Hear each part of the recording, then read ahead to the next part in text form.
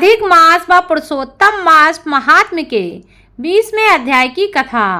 नमस्कार भाइयों बहनों, जय मां गायत्री। आप सभी का मेरे YouTube चैनल शुभकर माही अष्टो में स्वागत है। आज मैं आप सभी को पुरुषोत्तम मास महात्म्य के 20वें अध्याय की कथा सुना रही हूँ। आप सभी से अनुरोध है, अगर आप मेरे चैनल पर पहली बार आए हैं तो प्लीज़ हमारे चैनल को सब्सक्राइब, वीडियो को लाइक और वीडियो को ज़्यादा से ज़्यादा शेयर अवश्य करें, ताकि आपके साथ साथ आपके अपने भी इस कथा का लाभ ले सकें और भगवान लक्ष्मी नारायण की कृपा आपके साथ, आपके घर परिवार पर हमेशा बनी रहे। सूत जी बोले, हे विप्रो, नारायण के मुख से राजा दृणधनवा के पूर्व जन्म का वृतांत श्रवण करके अत्यंत तृप्ति न होने के कारण नारद मुनि ने श्री नारायण से पूछा। नारद जी कहने लगे, हे तपोधन, महाराज दृणधनवा ने मुनि श्रेष्ठ वाल्मीकि जी से क्या कहा, सो विस्तार पूर्वक आप हमें बताइए। भगवान नारायण कहते हैं कि हे नारद, सुनो। राजा दृणधनवा ने महाप्रयाग मुनि श्रेष्ठ वाल्मीकि मुनि की प्रार्थना कर जो कुछ कहा सो मैं तुमसे कहूँगा। राजा दृणधनवा बोला, मोक्ष की इच्छा करने वाले लोगों से पुरुषोत्तम मास का सेवन किस प्रकार किया जाए, क्या दान दिया जाए और किस विधि से किया जाए, यह सब संपूर्ण लोक के कल्याण के लिए मुझसे कहिए, क्योंकि आपके समान महात्मा संसार के हित के लिए ही पृथ्वी पर भ्रमण करते हैं। यह पुरुषोत्तम मास स्वयं साक्षात पुरुषोत्तम भगवान है। उस पुरुषोत्तम मास के सेवन से महान पुण्य होता है। यह बात मैंने आपके मुख से भली भांति सुनी है। मैंने पूर्व जन्म में सुदेव नामक ब्राह्मण श्रेष्ठ होकर विधि से पुरुषोत्तम मास का सेवन किया, जिसके प्रताप से मेरा मृत पुत्र उठ खड़ा हो गया। हे ब्राह्मण, पुत्र शोक के कारण निरंतर निराहारी मेरा यह पुरुषोत्तम मास बिना जाने ही बीत गया। अज्ञान से हुए पुरुषोत्तम मास का ऐसा फल हुआ तो मृत्यु को प्राप्त भी सुखदेव खड़ा हो गया। श्री हरि भगवान के कहने पर इस अनुभूत पुरुषोत्तम मास का सेवन किया। हे तपोधन, मुझे इस जन्म में वह सब विस्मृत हो गया, इसलिए इस पुरुषोत्तम मास का पूजन विधान विस्तार पूर्वक मुझसे फिर से कहिए।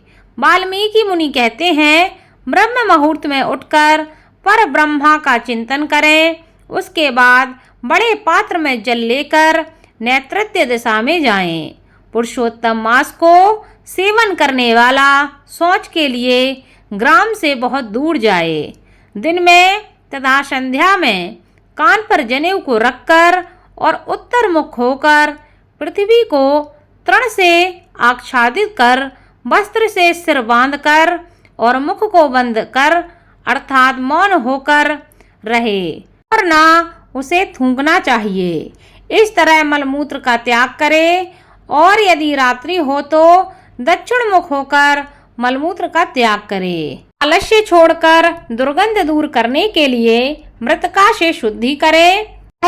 गृहस्थाश्रमी को शौच कहा गया है। इस तरह शौच करके मिट्टी और जल से पैर हाथ धोकर दूसरा कार्य करें।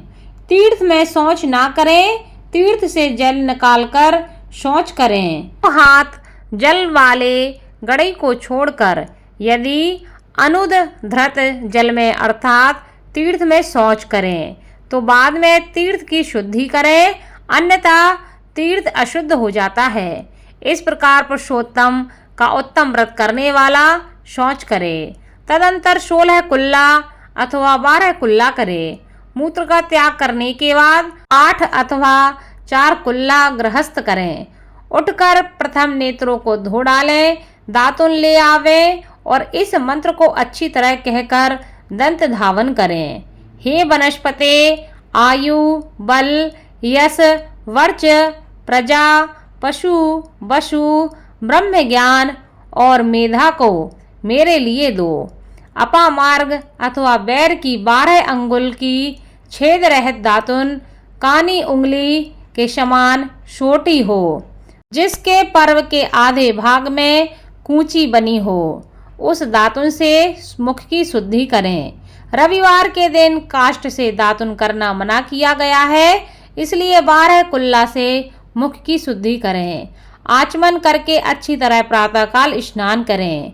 स्नान के बाद उसी समय तीर्थ के देवताओं का तर्पण करें। तर्पण के द्वारा उन्हें जल देवें और समुद्र में मिली हुई नदी में स्नान करना सबसे उत्तम बताया गया है। बावली, कूप, तालाब में स्नान करना विद्वानों ने मध्यम कहा है और गृहस्थ को गृह में स्नान करना सामान्य कहा है। स्नान के बाद शुद्ध और शुक्ल ऐसे 2 वस्त्रों को धारण करें। ब्राह्मण कंधे पर रखे जाने वाले उत्तरीय वस्त्र को सावधानी के साथ हमेशा धारण करें। पवित्र स्थान में पूर्व मुख अथवा उत्तर मुख होकर बैठें और शिखा बांधकर दोनों जांघों के अंदर हाथों को रखें। कुश की पवित्री हाथ में धारण करके आचमन क्रिया को करें। ऐसा करने से पवित्री अशुद्ध नहीं होती, परंतु भोजन करने से पहले पवित्री अशुद्ध हो जाती है, इसलिए भोजन के बाद उस पवित्री का त्याग कर दें। आचमन के बाद गोपी चंदन की मिट्टी से तिलक को धारण करें। तिलक एकदम सीधा हो, सुंदर हो, दंड के आकार का हो, ऐसा धारण करें। ऊर्ध्वपुंड को अथवा त्रिपुंड हो, उसके मध्य में छिद्र बनावें। में लक्ष्मी जी के साथ श्री हरि नारायण स्वयं निवास करते हैं। त्रिपुंड में पार्वती सहित साक्षात शंकर भगवान सर्वदा वास करते हैं। बिना छिद्र का त्रिपुंड कुत्ते के पैर के समान विद्वानों ने कहा है। ये तिलक का ज्ञान को देने वाला, लाल तिलक मनुष्यों को वशीकरण करने वाला कहा है। पीला समस्त रिद्धि को देने वाला कहा है। इससे भिन्न तिलक को नहीं लगावें। गोपी चंदन की मिट्टी से शंख, चक्र, गदा, पद्म आदि धारण करें। यह संपूर्ण पापों को नाश करने वाला और पूजा का अंग कहा गया है। जिसके शरीर में शंख, चक्र आदि भगवान के आयुधों का चिन्ह देखने में आता है, उस मनुष्य को मनुष्य नहीं समझना चाहिए। वह भगवान का शरीर है। जो शंख, चक्र आदि चिन्हों को नित्य धारण करता है, उस देही के पाप पुण्य रूप हो जाते हैं। नारायण के आयुधों से जिसका शरीर चिन्हित रहता है, उसका कोटि कोटि पाप होने पर भी यमराज क्या कर सकता है। प्राणायाम करके संध्या बंदन करें। प्रातः काल की संध्या विधि पूर्वक नक्षत्र के रहने पर करें। जब तक सूर्य नारायण का दर्शन ना हो, तब तक गायत्री मंत्र का जप करें और सूर्योपस्थान के मंत्रों से उठकर अंचकली बांधकर उपस्थान करें। सायं काल के समय अपने पैर को पृथ्वी में करके नमस्कार करें। जो कमी रह गई हो उसको इस मंत्र से पूर्ण करें। अस्य स्मृत्या च नमोक्त्याम तपो यज्ञ क्रिया दिशु न्यूनम संपूर्णताम याति शदो वंदे नमच्चयुत्तम। जो द्विज ब्राह्मण, क्षत्रिय और वैश्य श्रद्धा के साथ संध्या करता है, उसको तीनों लोक में कुछ भी दुष्प्राय नहीं है।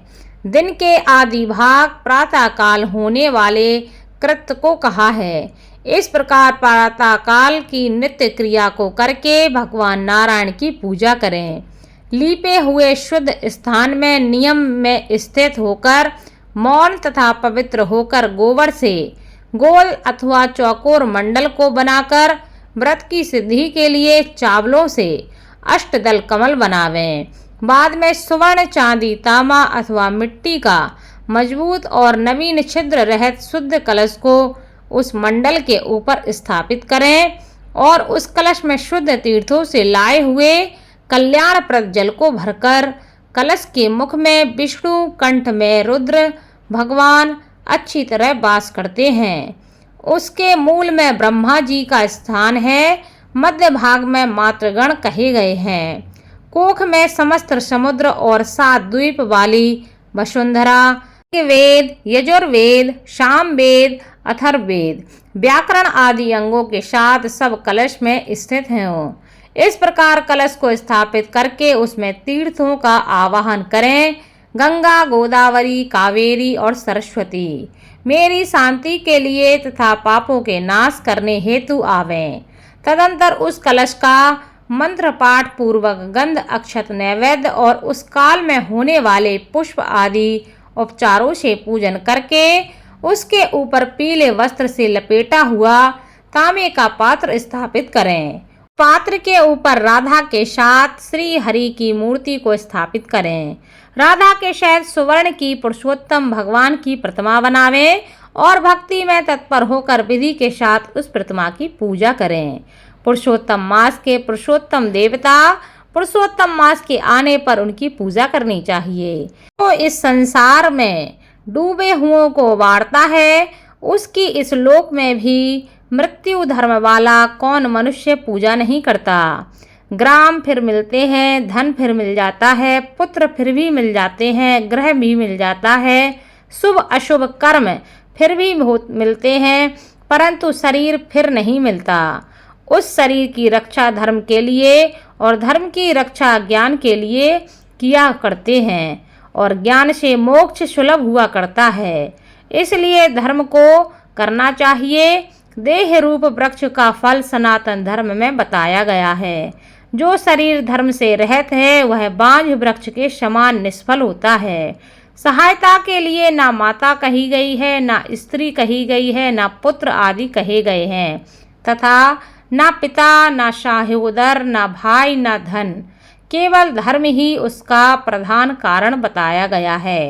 वृद्ध अवस्था में सिंघनी के समान भय देने वाली और रोग शत्रु के समान पीड़ा देने वाले होते हैं।